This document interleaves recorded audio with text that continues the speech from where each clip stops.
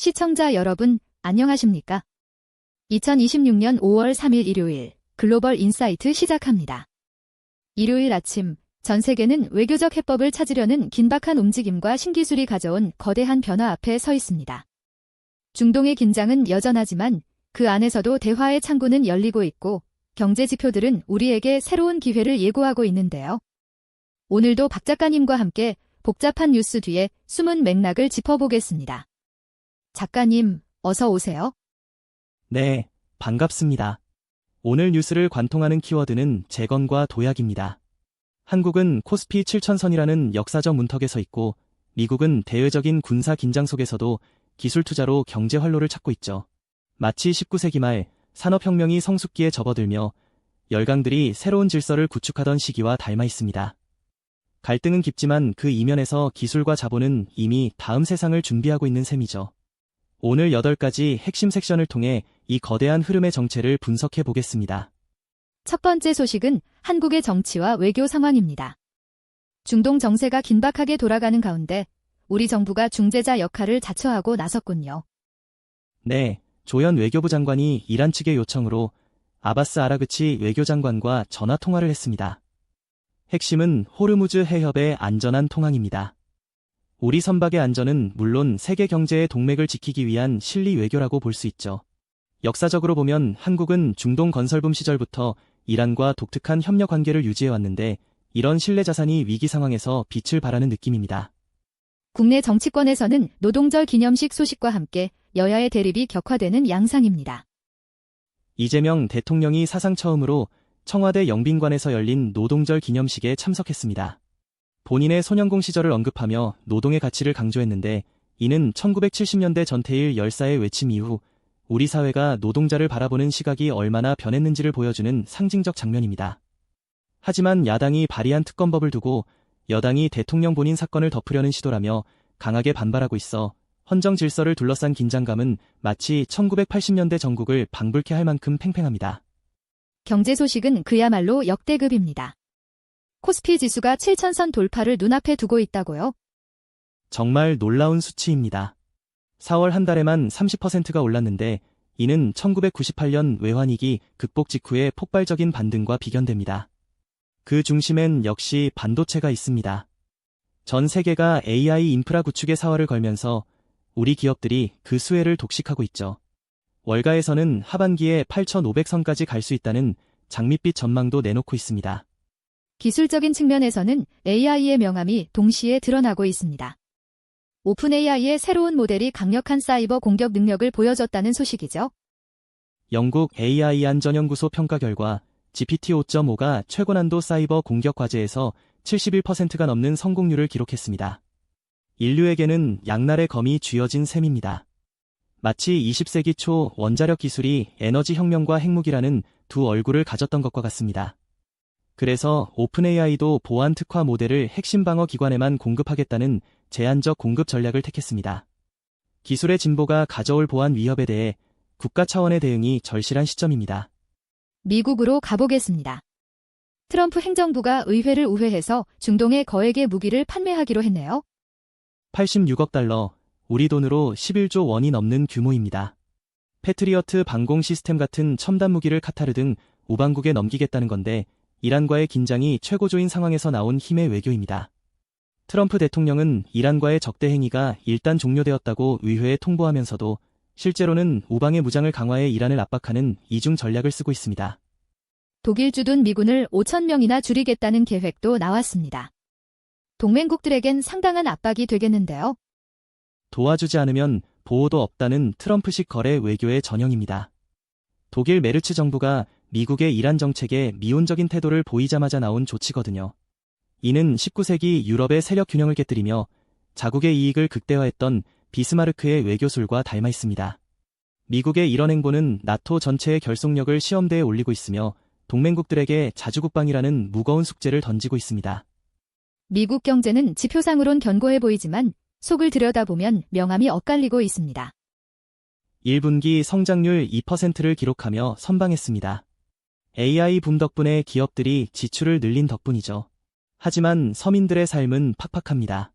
특히 항공업계의 비보가 충격적인데 34년 역사의 스피릿 항공이 결국 운항을 중단했습니다.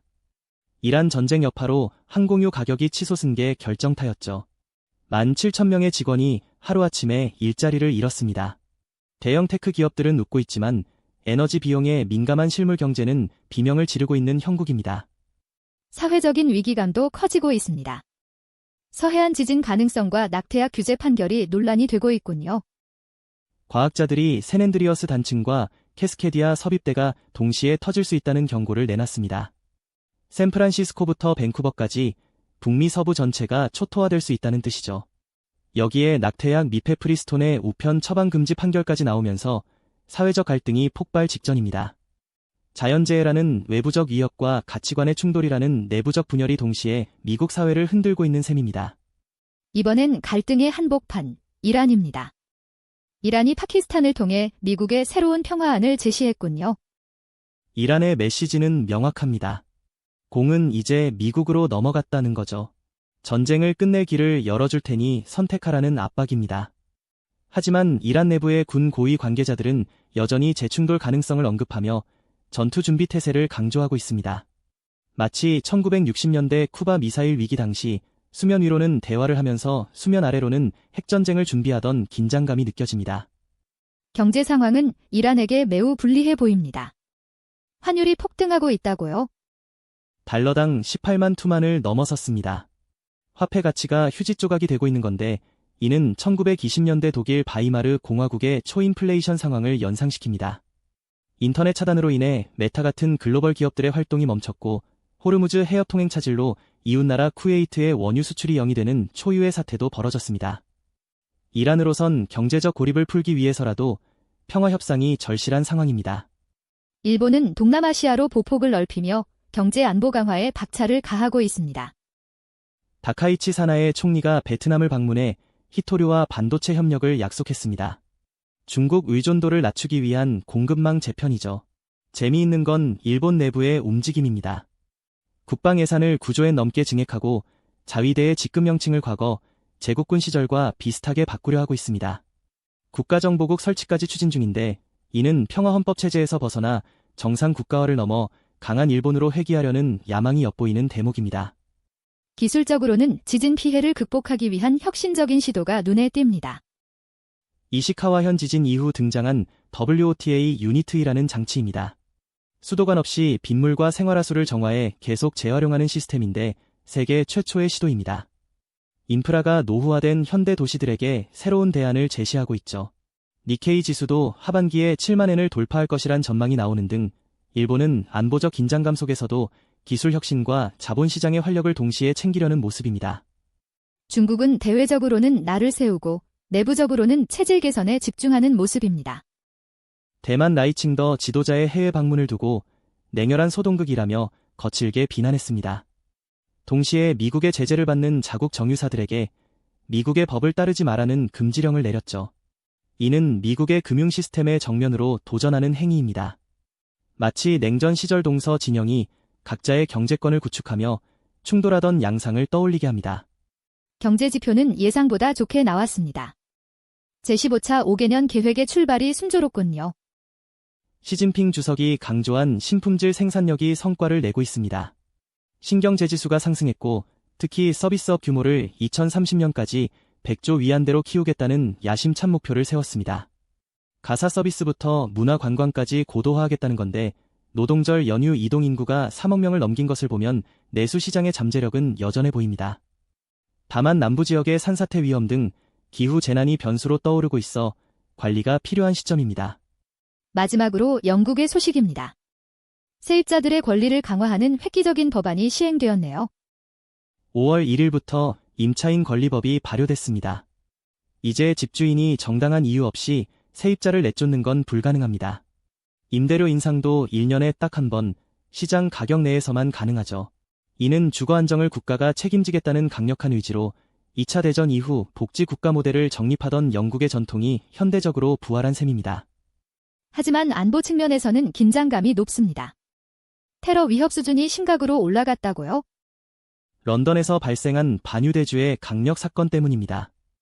스타머 총리가 직접 나서서 시위 중 증오 표현에 대한 강경 대응을 주문했습니다. 여기에 담배 및 전자담배법 2026이 시행되면서 2009년 이후 출생자에게는 평생 담배를 못 팔게 하는 등 영국은 지금 사회 전반에 걸쳐 아주 강력한 공적 규제와 보호 시스템을 구축하고 있습니다. 자유주의의 본고장에서 국가의 역할이 그 어느 때보다 커지고 있는 아이러니한 상황입니다. 오늘 한국부터 영국까지 전 세계 8가지 핵심 이슈를 깊이 있게 살펴봤습니다. 갈등과 위기 속에서도 기술은 진보하고 새로운 사회적 약속들이 만들어지고 있다는 점이 인상적이었습니다. 박 작가님, 오늘 내용을 한 줄로 정리해 주신다면요? 폭풍우 속에서도 항해사는 지도를 그리고 엔지니어는 엔진을 고친다라고 말씀드리고 싶습니다. 정치적 격변과 전쟁의 위협이 우리를 불안하게 하지만 코스피의 질주나 일본의 물순환 기술, 영국의 주거권 강화처럼 인류는 더 나은 내일을 위한 기초를 끊임없이 닦고 있습니다. 불확실성 속에서 우리가 주목해야 할 것은 소음이 아니라 그 아래에서 흐르는 변화의 본질입니다. 네, 오늘 저희가 준비한 소식은 여기까지입니다. 변화의 흐름을 읽는 안목이 여러분의 오늘을 더욱 풍성하게 만들기를 바랍니다. 여러분, 오늘도 지혜롭고 활기찬 하루 보내시길 바랍니다. 시청해주신 여러분, 고맙습니다.